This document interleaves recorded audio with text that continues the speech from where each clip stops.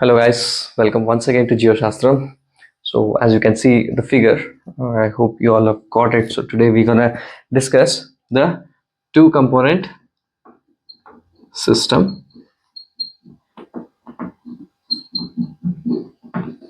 Two component system. So before going to this, so there are certain things that we have to understand. So we'll discuss those first. So first is the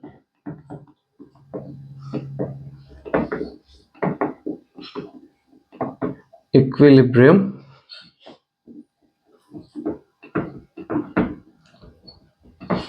crystallization.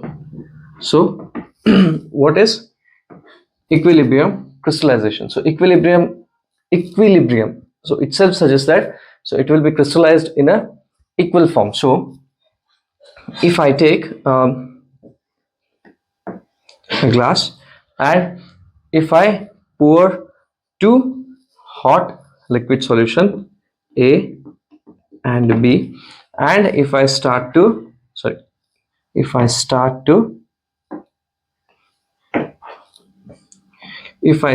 decrease the temperature, so they both start to crystallize. So the product before crystallization is A plus B in melt form. Yes. So after crystallization, yes, so the crystallized product will be A plus B itself. Okay, so here what happens, the initial product and the final product, sorry for okay, so the initial product and the final product both are same. The initial product was A plus B and the final product, yes, the crystallized final product will be A plus B in the condition of equilibrium crystallization. Yes. Now coming to the second one, that is equilibrium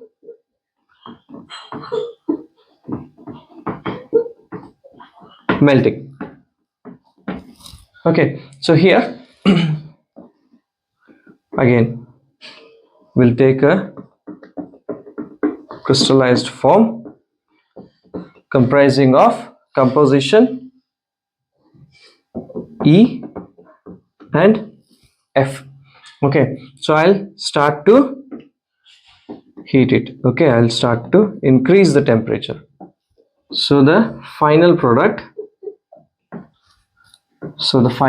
will be the same, only in melt form. Okay, so this will be E and F only in melt form. So this will be in crystal form. So here also the initial product and the final product will be same. So this is equilibrium melting. Yes. Coming to the third one, that is this equilibrium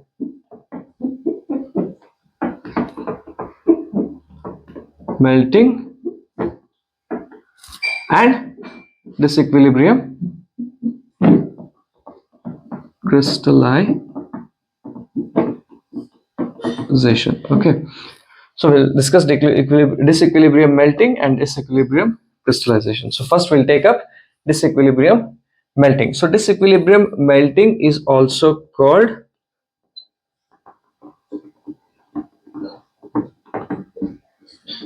fractional melting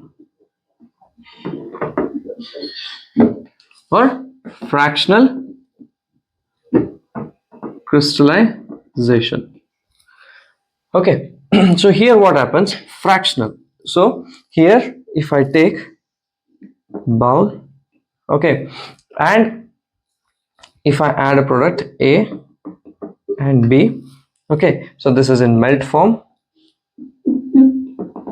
So if I start to reduce the temperature, it starts to solidify. So here what happens during the solidification process, so some minerals or some materials, they are fractionally crystallized. Okay, so they are removed fractionally, they are removed, they are crystallized and they are removed from that system. So here the initial product was A plus B and the final product might be only B. Okay, or to understand, to make it more easy, okay, so initial product A was, take around 80 and B was 20. Okay, so the final will be, A will be around, take around 50 and B will be around, okay, B will be 20 or it might increase. Okay, so this is the fractional melting. So the initial and the final are not the same. Same thing happens with the fractional crystallization. So this is fractional, sorry, I wrote it wrong. So this was melt, right? So this will be crystallization and this will be melting. So the initial and the final product will not be same in the case of disequilibrium melting or crystallization, or it is also called fractional melting or crystallization. Okay, so now let's move on to the two component system. So here we'll try to discuss equilibrium crystallization, equilibrium melting, disequilibrium crystallization and disequilibrium melting. Okay, so here in this figure, okay, we'll first look at the figure. So we have two components, that is, one is the diapside and another one is the anorthite. Okay, so here this is 1553 degrees Celsius. So this is the temperature where anorthite starts to crystallize, and this is the temperature where 1394 degrees Celsius is the temperature where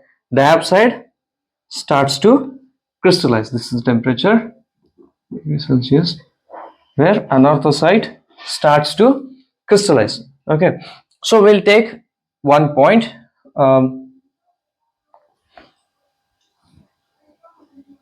Okay, here A.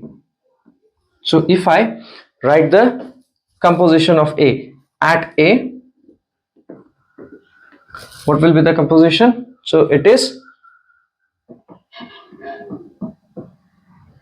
okay, it is 60 70. So we have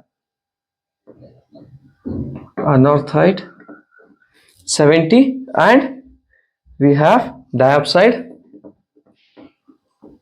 is 30. Okay, so let us calculate the degree of freedom at A here. Okay, at A, degree of freedom will be here P plus F is equal to C plus 1. So this is an isobaric condition. Okay, isobaric condition where the pressure is constant. So here we'll take P plus F is equal to C plus 1 in a case of isobaric. Yes, so number of phases. So A here, okay, if you see, it is completely in a liquid state, so number of phases will be 1.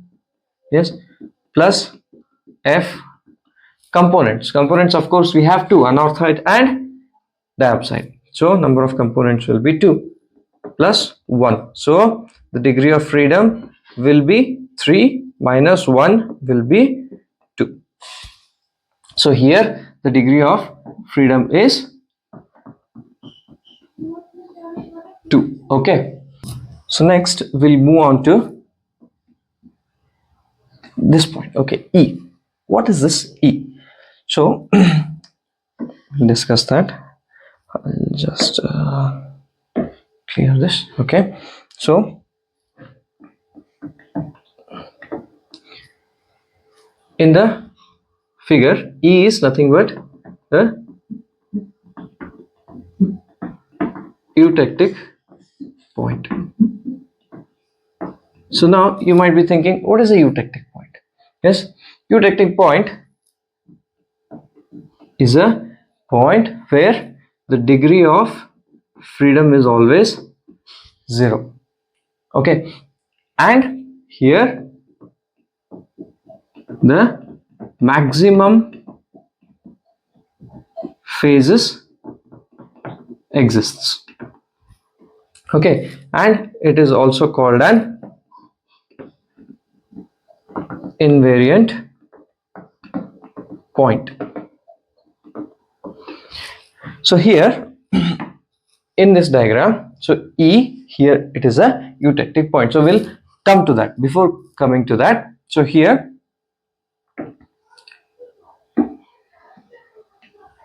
so what we'll do is we'll start to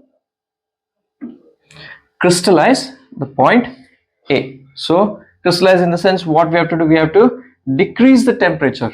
Yes, so we'll start to decrease the temperature,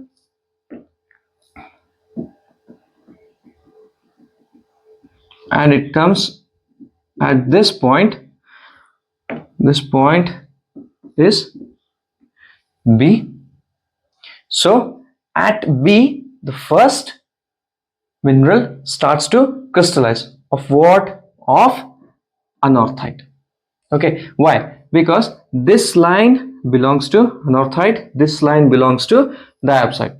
So this is a point where the first crystal of at B, the first crystal of anorthite starts to the first crystal of anorthite is formed. Okay, anorthite crystallizes, or anorthite starts to crystallize, but diopside crystallizes at 1394 degrees Celsius. So here the diopside, if you draw a line, so it is not yet, it hasn't reached 1395. So here what happens, the diopside remains in a state of liquid or melt. Okay, so here diopside starts to crystallize, anorthite starts to crystallize. So here we'll calculate the degree of freedom.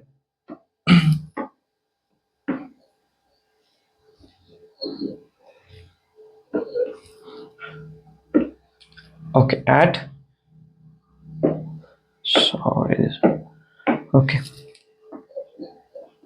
at B. So here again the formula will be P plus F is equal to C plus 1. Okay, so P, here how many phases are there?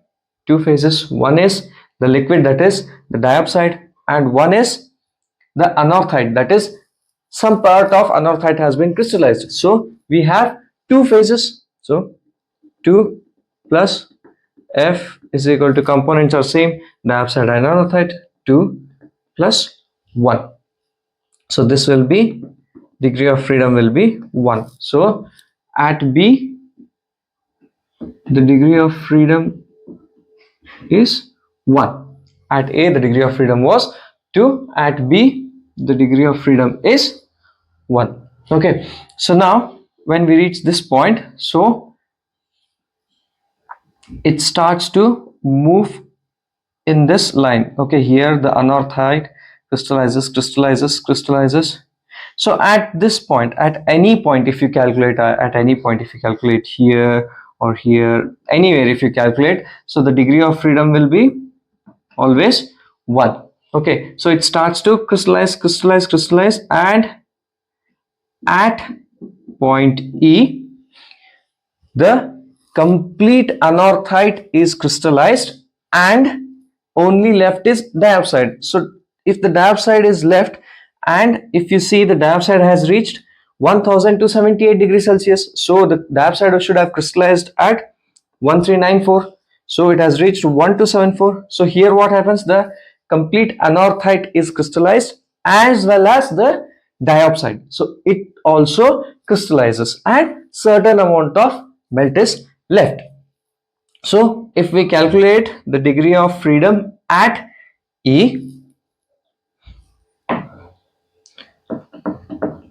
at E, so degree of freedom, so phases, that is two crystal phases, one is of diopside, one is of anorthite, and certain amount of liquid is left. So we'll take three phases plus F is equal to components, obviously two diopside and anorthite, 2 plus 1, so 3 gets cancelled, so degree of freedom will be 0. Yes, so at eutectic point, as we discussed, here the degree of freedom is always 0. So what we got, the degree of freedom is 0. So here F is equal to 0.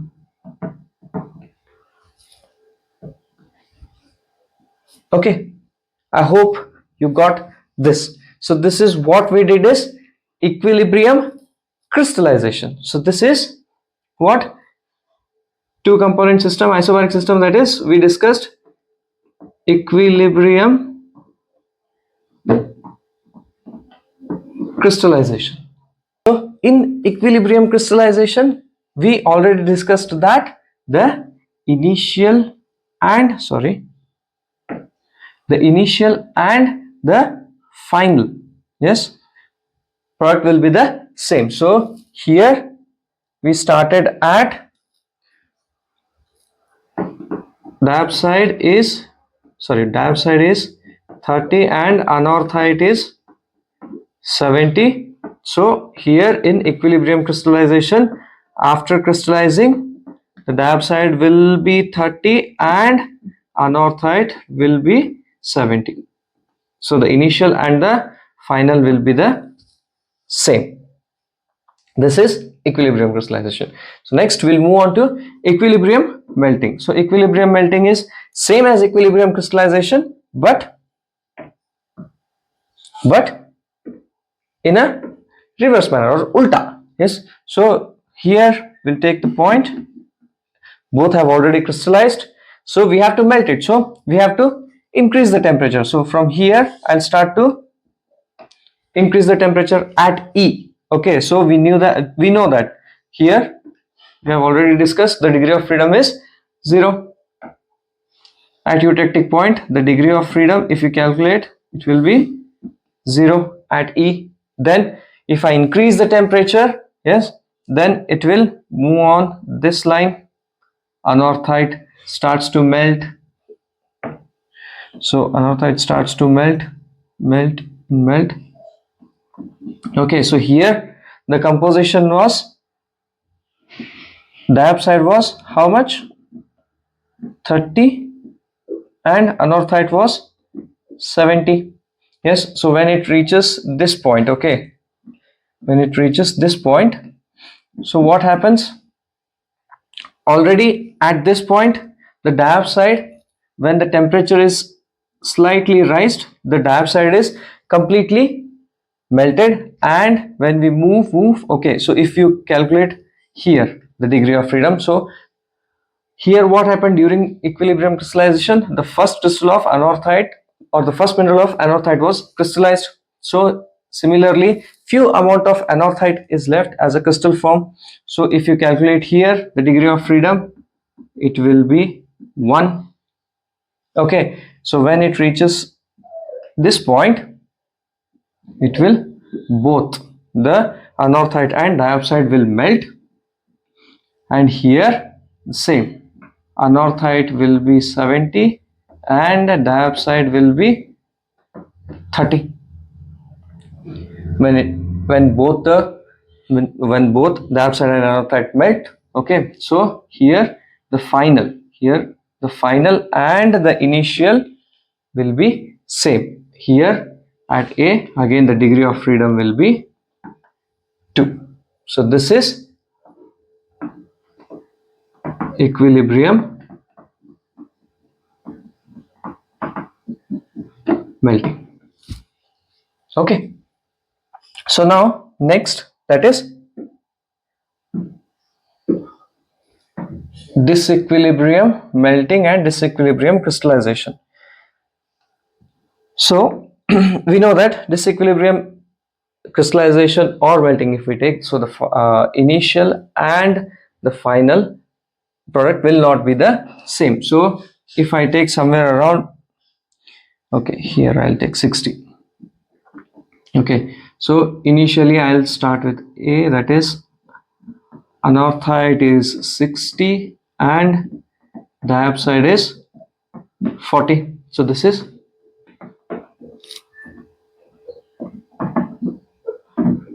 fractional melting or crystallization. Okay, so here I'll decrease the temperature and starts to crystallize. It will reach at this point. Okay, then anorthite starts to crystallize. So what happens during this journey from here to here? So what happens, anorthite starts to crystallize and the fraction of anorthite is removed from the system. Okay, when it reaches the eutectic point during fractional crystallization, what happens here, anorthite, it was 60, here it will not be equal to 60 and diopside not be equal to 40. So the initial and the final will not be the same in case of fractional crystallization. Same thing happens in the fractional melting. Okay, so if you start melting from here, the initial and the final won't be the same because some fractions are removed from the system. Okay, so that's all from the two component system.